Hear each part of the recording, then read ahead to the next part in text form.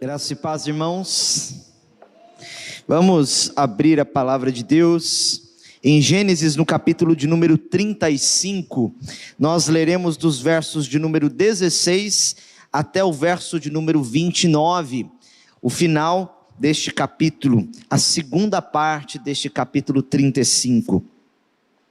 Gênesis, capítulo 35, do verso de número 16 até o verso de número 29. Diz assim a palavra de Deus: Partiram de Betel, e havendo ainda pequena distância para chegar a Efrata, Raquel deu à luz um filho, num parto que foi muito difícil. Em meio às dores, a parteira disse a Raquel: Não tenha medo, pois você ainda terá este filho. Ao sair-lhe a alma, porque morreu, deu ao filho o nome de Benoni, mas seu pai lhe chamou Benjamim. Assim Raquel morreu e foi sepultada no caminho de Efrata, que é Belém. Jacó levantou uma coluna sobre a sepultura de Raquel. Essa é a coluna da sepultura de Raquel até o dia de hoje. Então Israel partiu e armou a sua tenda além da torre de Éder. E aconteceu que, habitando Israel naquela terra, Ruben foi e se deitou com Bila, concubina de seu pai, e Israel ficou sabendo disso.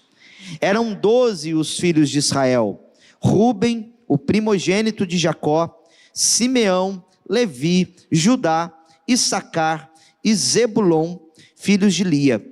José e Benjamim, filhos de Raquel. Dan e Naftali, filhos de Bila, serva de Raquel. Gade e Azer, filhos de Zilpa, serva de Lia.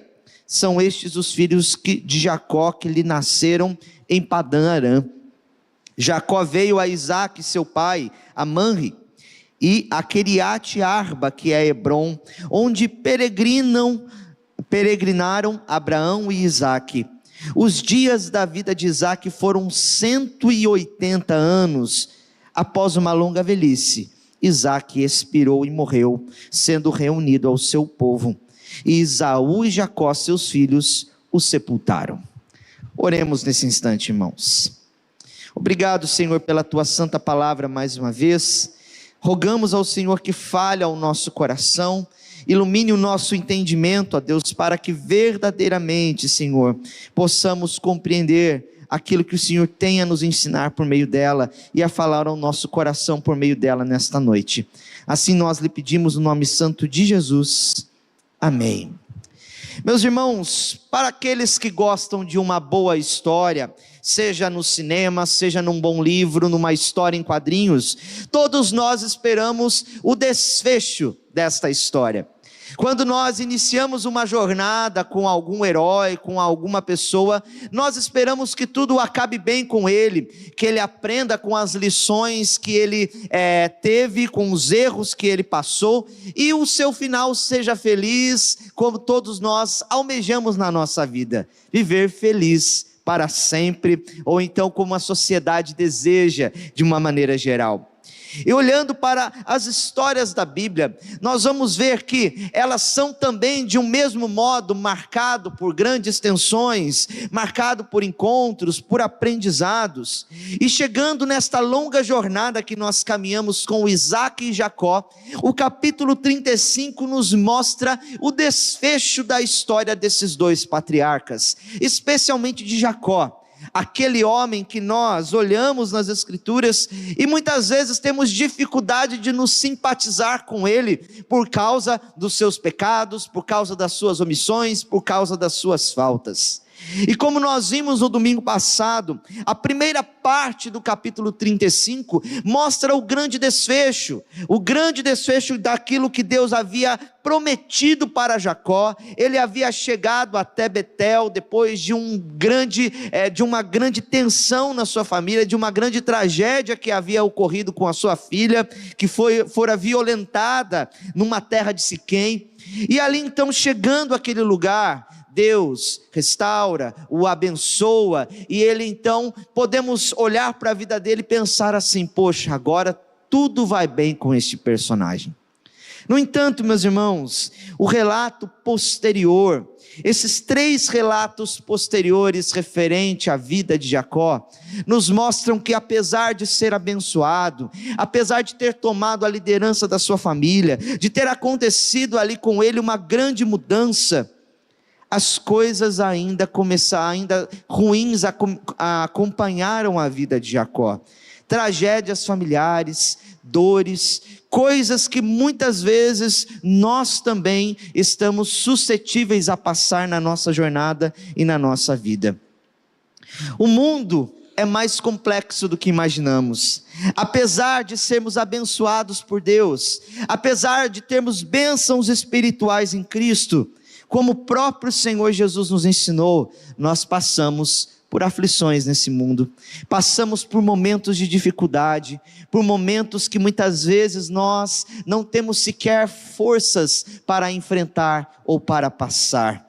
O mundo é bem mais complexo, e a bênção de Deus sobre nós não nos impede de passar por tragédias pessoais, ou por lidarmos com momentos de tensão, contra tentação, contra pecados. E Jacó vivencia exatamente isso na sua vida. Israel, como nós vemos Deus mudando o nome dele, vivencia exatamente essa circunstância. Contudo, meus irmãos, mesmo passando por circunstâncias ruins, apesar de o texto não ter uma frase aqui literalmente dizendo, e Deus estava com Israel em todo este tempo, nós podemos intuir deste texto, podemos olhar para ele e ver que Deus o acompanhou em todas essas fases da vida, em todos esses momentos difíceis que ele passou. Por isto, a lição, o grande ensinamento que eu gostaria de trazer aos irmãos essa noite por meio deste sermão é que Deus nos acompanha em nossa peregrinação marcada por tragédias e pecado. Deus nos acompanha em nossa peregrinação marcada por tragédias e pecados.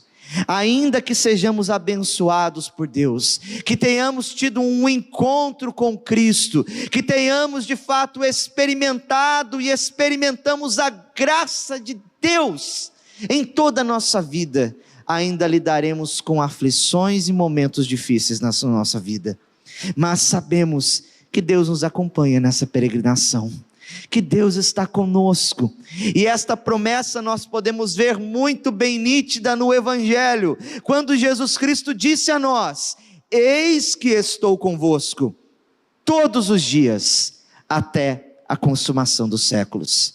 Quando ele disse aos discípulos: no mundo vocês tereis aflição, mas tende bom ânimo, porque eu venci o mundo. E como nós vemos aqui Deus acompanhando Israel na sua peregrinação por momentos difíceis na sua vida. Então eu quero falar de 3 momentos difíceis aqui na vida deste patriarca, que marcam o desfecho da sua história na terra da sua peregrinação, ali pela terra de Canaã. E o primeiro momento que nós podemos ver está nos versículos de número 16 a 21, e nos ensina que Deus nos acompanha nas tragédias familiares. Veja o que diz o texto: partiram de Betel, e havendo ainda pequena distância para chegar a Efrata, Raquel deu à luz um filho num parto que foi muito difícil. Em meio às dores, a parteira disse a Raquel: não tenha medo, pois você ainda terá este filho. E ao sair-lhe a alma, porque morreu, deu ao filho o nome de Benoni, mas seu pai lhe chamou Benjamim. Assim Raquel morreu e foi sepultada no caminho de Efrata, que é Belém. Jacó levantou uma coluna sobre a sepultura de Raquel, e essa é a coluna da sepultura de Raquel até o dia de hoje. Então Israel partiu e armou a sua tenda além da torre de Éder. Nós sabemos, meus irmãos, que Raquel era uma mulher que era estéril. E nós vemos ali ao longo de toda a narrativa o desejo que ela tinha por filhos, uma vez que o valor de uma mulher talvez estivesse atrelada à sua maternidade. Se ela fosse uma mulher estéril, ela sentiria ali uma falta de propósito muito grande na sua vida e na sua existência.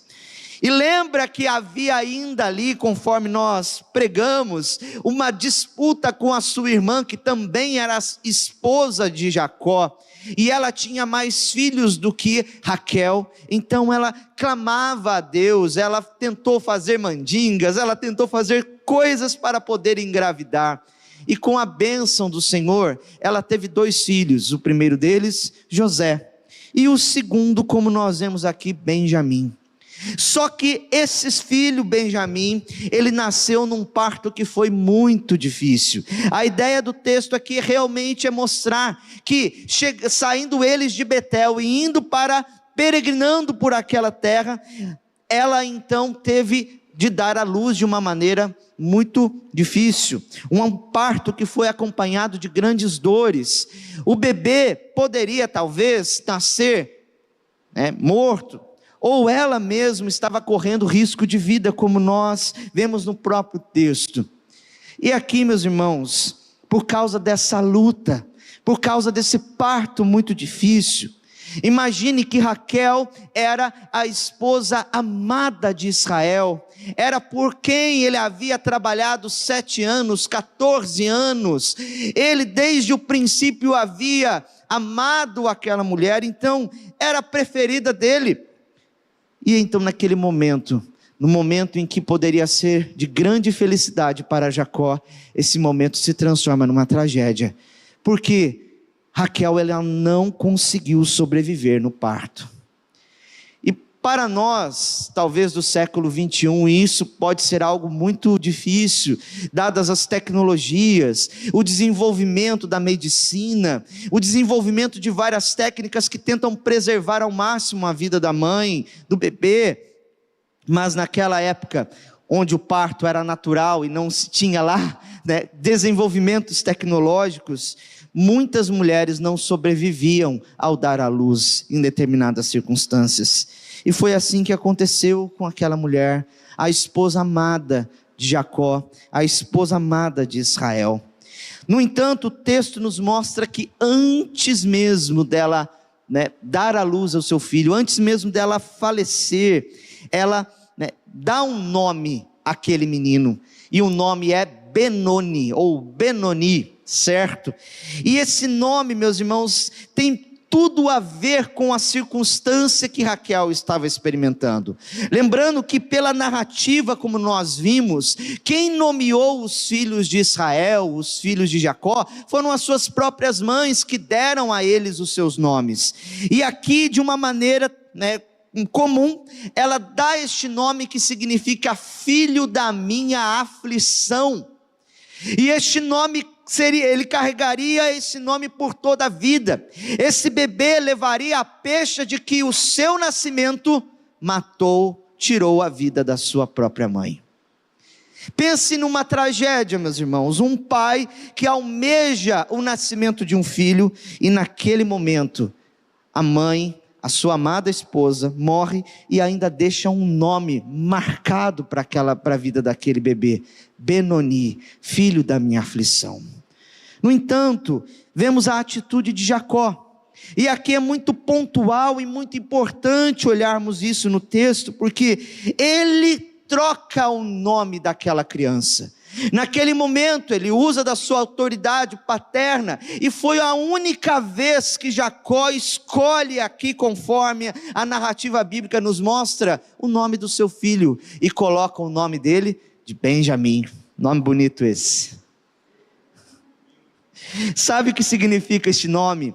Filho da minha direita, ou então literalmente filho do sul. Por quê? Nós entendemos que algumas vezes aqui nas escrituras, quando eles falam que o mal vem do norte, o norte é o lugar da onde vem o juízo de Deus, certo? E aqui ele mostrava algo diferente. Se o menino com o antigo nome estava condicionado a levar a pecha de que ele matou a sua mãe no nascimento, porque foi com muita aflição, o nome filho da minha direita coloca ele no lugar de autoridade extrema. Lembra que no próprio salmista, Deus vai fazer uma referência ao próprio Jesus, porque eu o coloquei ali na minha direita, quando ele fala profeticamente do Filho de Deus. Estar à direita de alguém é estar num lugar de autoridade, é desfrutar de uma posição de privilégio sobre todos os outros. E ao dar aquele nome, Jacó, apesar de toda a tristeza e o sofrimento, ele está demonstrando a sua confiança no Senhor. Ele não está levando para o coração toda aquela circunstância que poderia fazer com que ele tratasse o seu filho de maneira frívola, de uma maneira fria, porque tirou a vida porque a sua esposa perdeu a vida ao concebê-lo ali, ao dar a luz a ele naquele momento. E nós vemos assim, meus irmãos, Israel trazendo este filho, que foi um dos filhos amados dele. Tanto José quanto Benjamim foram objetos ali do seu amor extremo. E a narrativa vai continuar depois destacando a vida de José, como ele tinha essa preferência por esses dois filhos, certo? Ele vai mostrar porque eram filhos da sua esposa mais amada, daquele que ele amava de verdade, que era Raquel. Então nós vemos aqui, ele trocando este nome, e isso nos mostra, meus irmãos, que apesar da tragédia, o seu coração ainda confiava no Senhor, confiava naquilo que Deus estava fazendo. E eu deixo aqui uma aplicação para nós, para nós aqui neste momento. Não deixe que a dor e o sofrimento te impeçam de ver a boa mão de Deus. Por vezes, sofrimentos vêm sobre nossa vida e nós não podemos controlar. Nós não podemos controlar aquilo que acontece conosco, circunstâncias como esta de Israel ou outras coisas piores. Porém, meus irmãos, nós muitas vezes nos afundamos na dor, nos afundamos de fato naquilo que aconteceu e não conseguimos perceber a bondade e a misericórdia do Senhor nos seguindo, mesmo nesses momentos de tristeza. Se Jacó levasse tudo isso para o coração, de que maneira ele viveria? Mas nós vemos que a sua atitude de dar um nome ao seu filho, que não significasse aflição, mostrava que ele ainda confiava e amava o Deus que havia se revelado a ele ali em Betel, a quem ele havia adorado, a quem havia levantado um altar. Não deixe que a dor e o sofrimento te impeçam de ver a boa mão de Deus. As aflições vão nos fazer olhar para nós, olhar para as circunstâncias, mas nós somos chamados a olhar para Cristo, que venceu a morte, que venceu o mundo, como nós assim falamos na palavra de Deus. E olhamos para o texto então, que depois do sepultamento, depois que Raquel morreu, ele sepultou numa cidade chamada Efrata, que posteriormente seria conhecido como Belém de Judá, uma cidade muito importante dentro da história da redenção. Israel, ele levantou um monumento de colunas ali, lembrando que ali foi sepultada a sua esposa, como uma mãe de uma grande nação, e por muitos anos, não sabemos até quando, esse monumento ficou erigido naquela terra, para ser um sinal daquilo que havia acontecido ali, lembrando ao povo de Israel, que estava ouvindo desta narrativa, sobre a sua própria história, e sobre a própria bondade do Senhor, na vida de Jacó, na vida da tribo de Benjamim.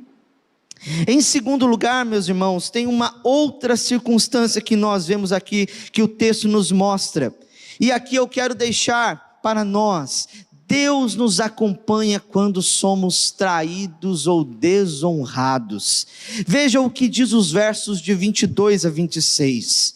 E aconteceu que, habitando Israel naquela terra, Ruben foi e se deitou com Bila, concubina de seu pai, e Israel ficou sabendo disso.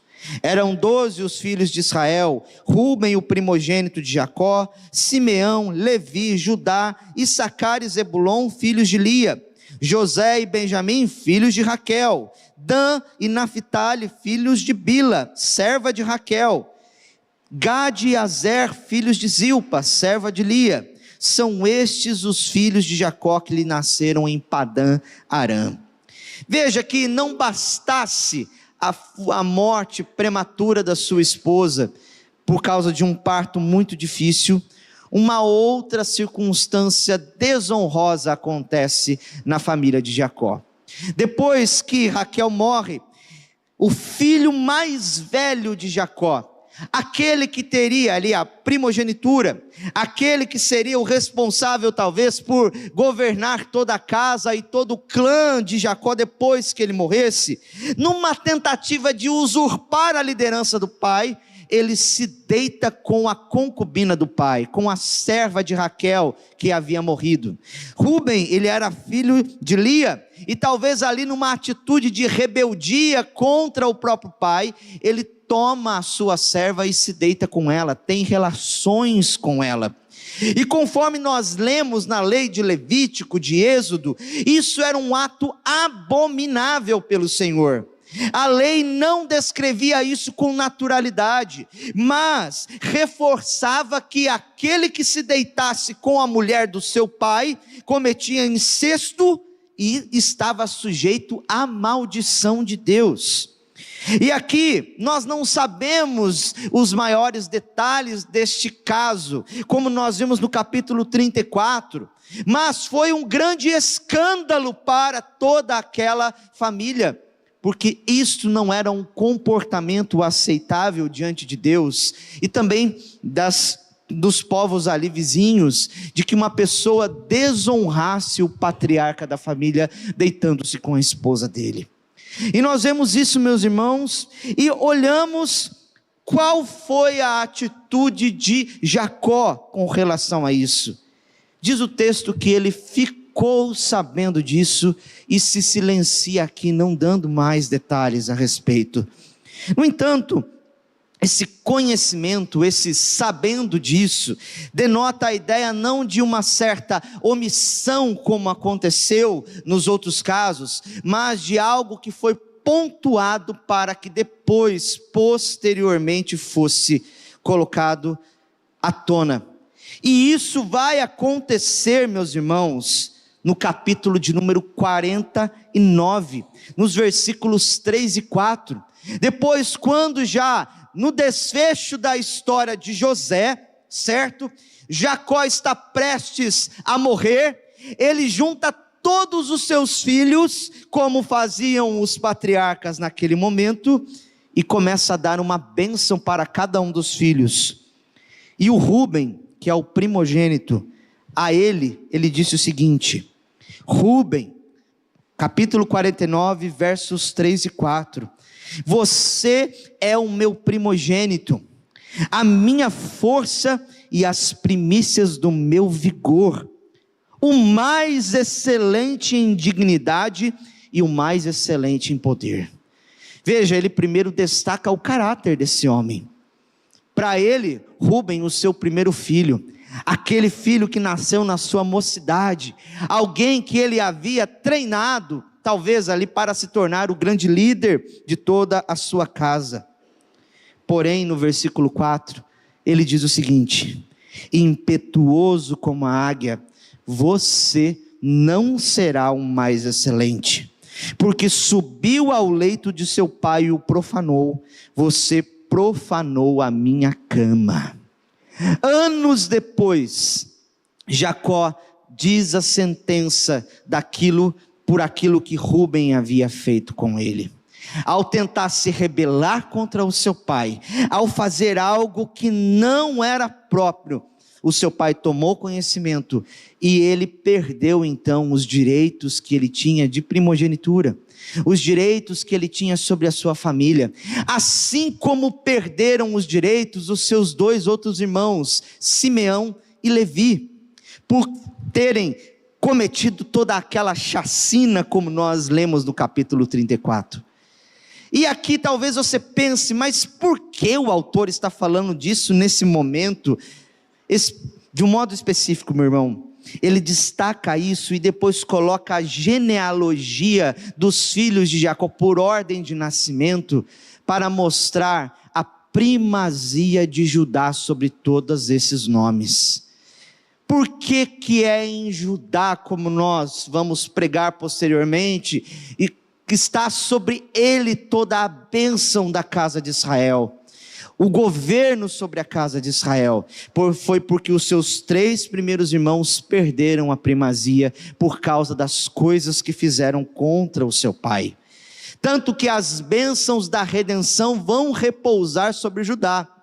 E nós vamos ver também que Judá não foi aquele cara ético, moralmente santo ou impecável, mas sobre ele veio toda esta bênção. Inclusive os reis abençoados por Deus procedem da tribo de Judá, como o próprio Davi.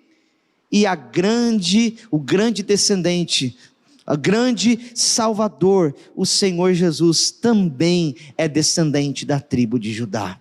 Então nós vemos aqui o autor mostrando todo esse propósito redentivo por meio desta genealogia, e mostrando a gravidade do pecado de Rúben, da desonra que ele trouxe, do juízo que acompanhou a sua cobiça por poder e a sua cobiça por sexo. Por isso eu digo aqui, trago uma aplicação aos irmãos: cuidado com a cobiça por sexo ou poder, ela traz consigo desonra e juízo. Irmãos, nós não podemos nos deixar enganar. Lemos ali em Tessalonicenses que a vontade de Deus para nós é a santificação, que nós nos abstenhamos de toda a impureza sexual. E talvez você pense assim: mas eu nunca adulterei, eu não olho para ninguém, eu não tenho nenhum problema com relação a isso. Mas o nosso coração, meus irmãos, é enganoso demais. Quantas vezes você pode se pegar tendo fantasias, imaginando coisas que não são de alguma maneira próprias pela palavra de Deus? Como que você pode muitas vezes construir realidades, e nesse momento de usar a sua imaginação, você está alimentando a cobiça no seu coração, alimentando coisas que você não deve alimentar, criando um lobo gigante que só vai crescendo, que pode te devorar no final de tudo isso, como aconteceu com este Rúben, que ao cobiçar a mulher, a concubina de seu pai, ou então cobiçar a posição de liderança que ele tinha, talvez se achando melhor, se achando mais adequado para poder tomar a liderança da casa, e talvez ele fosse mesmo, mas isso não lhe dava o direito de fazer como fez. Quando nós cobiçamos aquilo que não é nosso, nós incorremos contra a lei do Senhor, nós agimos contra a lei do Senhor. No entanto, meus irmãos, apesar de toda essa tragédia, essa traição do filho, apesar de toda essa desonra que ele trouxe para a casa de Jacó, Deus ainda estava com ele naquele momento. Deus ainda o acompanhava nessa peregrinação e trazia à tona tudo aquilo que era preciso posteriormente. E por fim, nos versos de 27 a 29, nós vemos um terceiro momento. Deus nos acompanha nos momentos de luto e despedidas. Veja o que diz o texto: Jacó veio a Isaque seu pai, a Manre, a Queriate Arba, que é Hebron, onde peregrinaram Abraão e Isaque.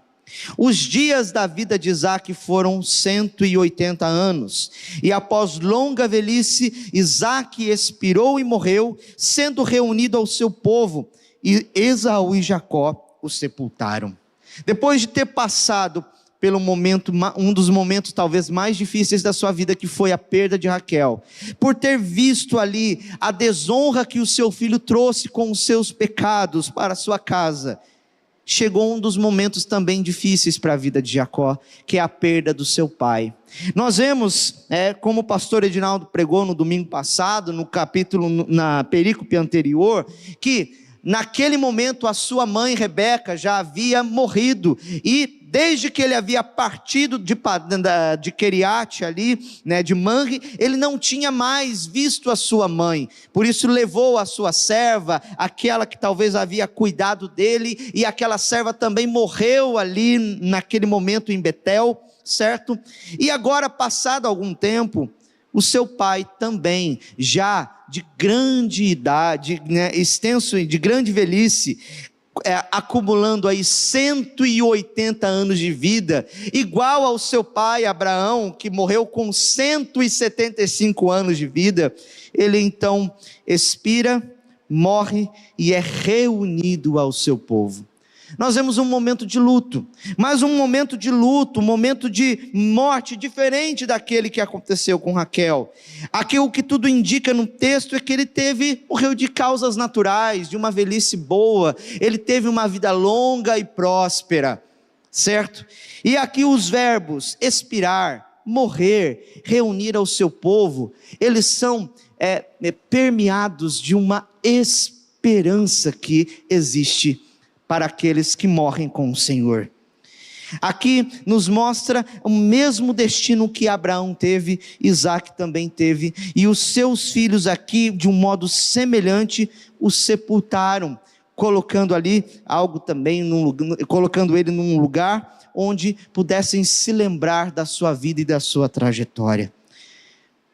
E com este relato, meus irmãos, nós vemos aqui a esperança que já havia naqueles momentos, logo nos patriarcas, de uma vida que se estendia após a morte. Nós não temos muitas informações sobre essas questões em Gênesis, mas nós vemos que esse texto nos mostra que a esperança deles já estava posta, quando ele diz que foi reunido ao seu povo. Talvez seja aqui uma figura de linguagem, um eufemismo, para mostrar como Isaque foi junto do seu pai, da sua mãe, da sua esposa. Mas é essa reunião viva e verdadeira que espera todos aqueles que são filhos de Deus, após o momento da sua morte. Por isso, eu deixo aqui uma aplicação para nós. Lembre-se que em Cristo, a morte inaugura uma nova realidade de vida. Nós, enquanto cristãos, vivemos, peregrinamos neste mundo, andamos na terra nas nossas peregrinações, assim como Abraão e Isaque, na esperança de que veremos uma Jerusalém celestial, de que seremos de fato transformados no último dia, como o próprio apóstolo Paulo nos diz em 1 Tessalonicenses, no capítulo 4, versículo 9.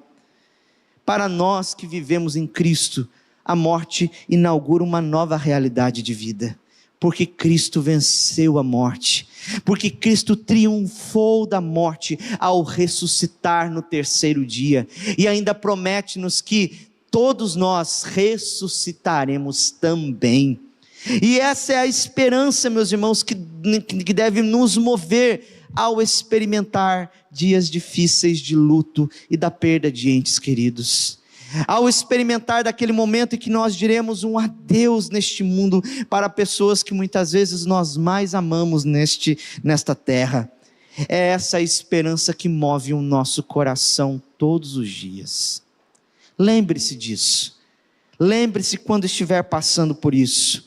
Lembre-se disso quando um irmão em Cristo estiver passando por esta realidade, para que você também o conforte e o console com essas palavras de verdade. Amém? Nós sabemos, meus irmãos, que a história de Jacó não acaba aqui. Aqui no capítulo 35 é o desfecho da sua vida, mas agora do capítulo 36 em diante nós vamos ver a preparação para outro patriarca, a história e os sofrimentos de um homem que foi, de fato, um tipo de Cristo, chamado José, e também a vida dele se entrelaça com a vida de Jacó, mostrando como Deus tem sido zeloso conosco em nossa peregrinação. Em nossa peregrinação, meus irmãos,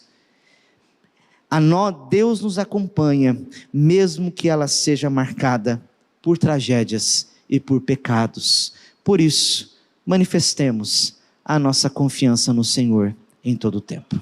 Amém? Oremos nesse instante. Vamos colocar em pé.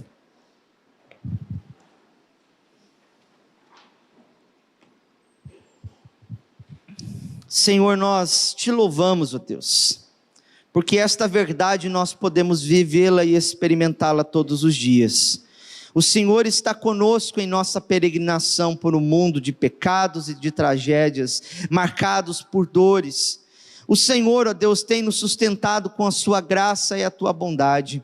Por isso, ajuda-nos, Senhor, a lembrar-nos de ver a tua mão boa, mesmo nos momentos difíceis. Sustenta-nos, Senhor Deus, em nossas batalhas contra a cobiça, contra o pecado, para que vivamos de modo santo e que agrade ao Senhor. E também, Senhor, nos ajude cada vez mais a crescer na esperança da vida eterna que há em Cristo Jesus. Ajuda o teu povo que aqui está, Senhor, peregrinando, ó Pai, assim como peregrinaram os patriarcas do Antigo Testamento, que na nossa peregrinação neste mundo, sejamos lembrados da tua presença, da graça do Senhor sobre nós em todo o tempo. Assim nós oramos no nome santo de Jesus. Amém.